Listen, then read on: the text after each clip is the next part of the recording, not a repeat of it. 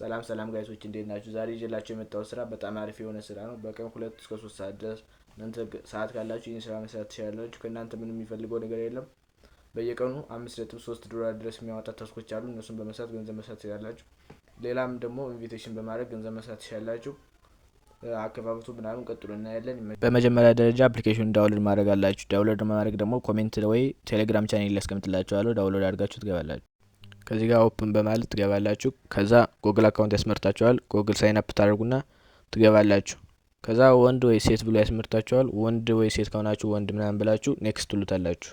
ስትገቡ እንደዚህ አይነት ኢንተርፌስ ያመጣላችኋል።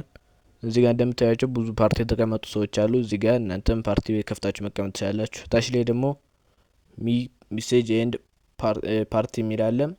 እሱ ላይ ያለላችሁ ማይሩም በማለት የራሳችሁን ሩም ክሬት አድርጋችሁ መቀመጥ ትችላላችሁ። ከ2 እስከ 3 ሰዓት ድረስ ስትቀመጡ አሪፍ ፖይንት ምናምን ይሰጣችኋል።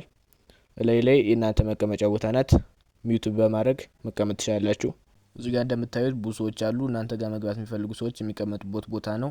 እዚህ ጋር ደግሞ ኮሚሽናቸውን ያሳያቸዋል። ኤጀንሲ ውስጥ ሆኖ 4% ኮሚሽን ታገኛላችሁ። እቺ ብቻ የለችም። ሱፐር ኤጀንት ከሆናችሁ እስከ 20% ድረስ ማግኘት ትችላላችሁ። እዚህ ጋር ቬሪፋይ የሚል ይመጣላችኋል።